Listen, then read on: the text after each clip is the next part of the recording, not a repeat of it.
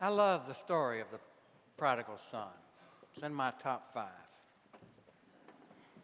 So much going on there, so many people involved, so many emotions displayed, so much to think about.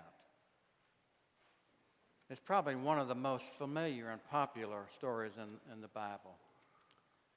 No less dignitaries than Ralph Waldo Emerson and Charles Dickens both thought it to be the greatest story in the Bible. It is a story that prompted Rembrandt to paint the scene that poignantly shows the broken and ragged but returned son wearing only one shoe and kneeling at the feet of his father. The father has lovingly placed both hands upon the boy's shoulders. It is a story that inspired theologian Henry Nouwen to write a book in which he interprets the parable through the lens of Rembrandt's painting. It's worthwhile to look at that painting. You can go on the internet and look it up. You know, they say that a picture is worth 1,000 words. If you listen to or reread this lesson today, you may begin to identify with one or more of the characters. Some may have had to deal with the prodigal son in one form or another. Or some may have actually been a prodigal son. Some may feel like the older son, having been good and faithful sons or daughters, and be quite put out with the brat who squandered his inheritance and put his family through so much grief. The elder son thought that he should be the one deserving of an inheritance, and it should be for him that the fatted calf was prepared and the banquet given. Although the parable is named after the wayward son, it is the father who plays such an important role in this story. It is the father whose compassion, forgiveness, and unconditional love far surpass any negative connotations in the story. For him, a condition worse than death is to be lost, and one better than life is to be found. The Father epitomizes the love that God has for all his children, and the Father's actions provide us with the assurance that when we decide to come back home and say we are sorry, we can be sure that a banquet will await us. The story of the son, thought dead, the lost sheep now found, is heartwarming, except to the elder son. He's not happy. He is angry, jealous, and resentful, and refuses to participate in any kind of celebration for that self-centered, pig-loving, and sinful brother who threw away his inheritance. Not only is he being accepted back into the fold, he is also having a huge party thrown for him.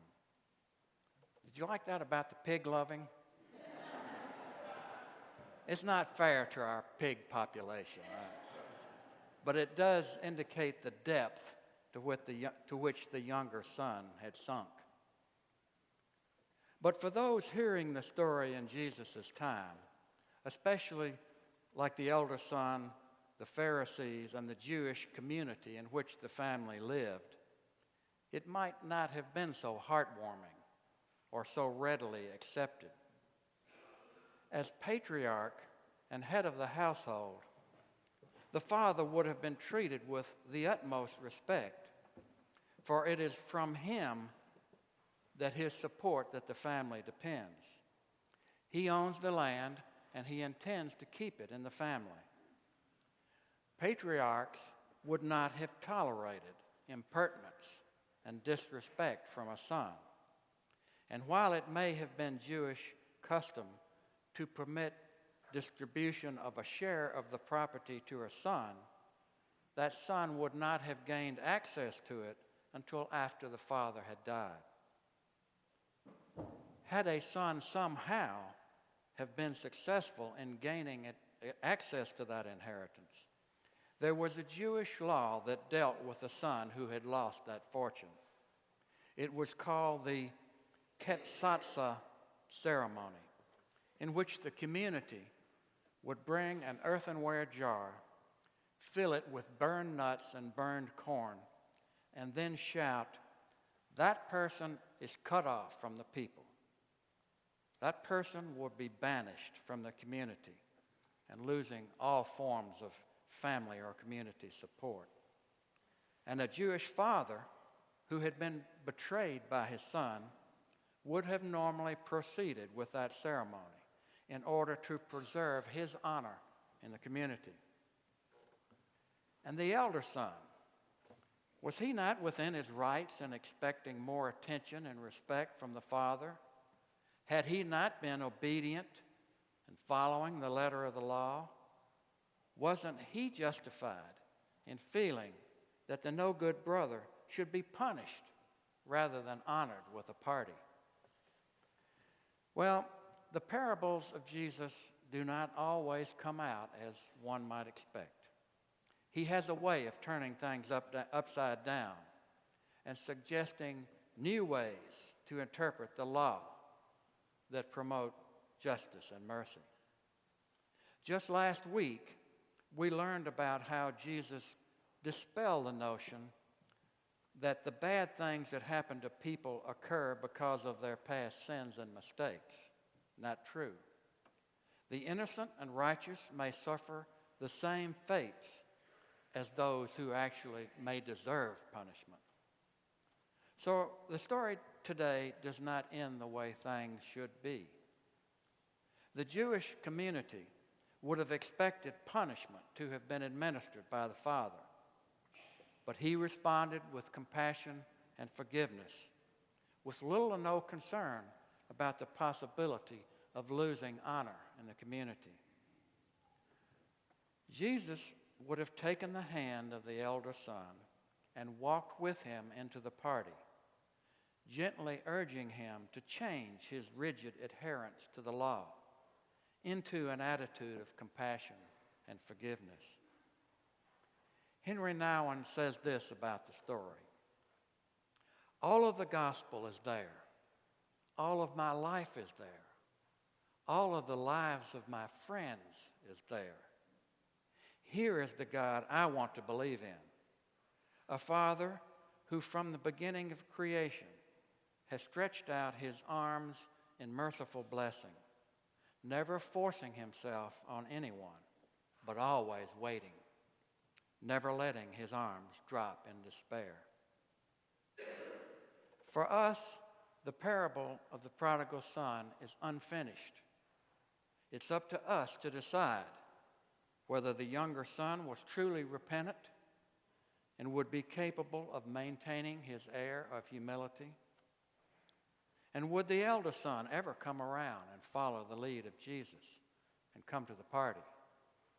Could the father continue to maintain the love and compassion he had shown his two disrespectful sons?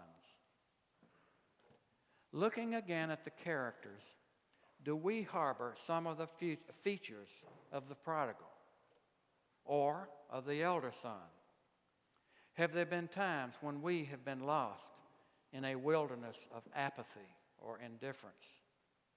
Have old habits and preconceived ideas prevented us from doing the best we could with what God gave us? Now, in this season of Lent, can we discard the baggage of anger, resentment, or self-righteousness that keeps us from joining the party? We can finish the story in a way Jesus would approve. So here's the message I take away today.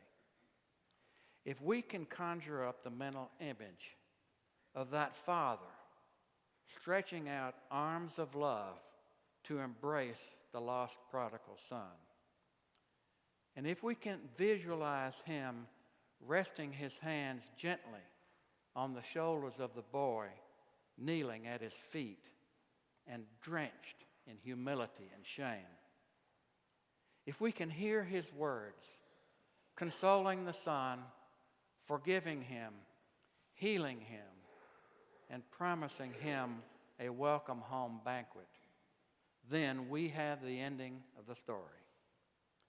We are to become the Father. Amen.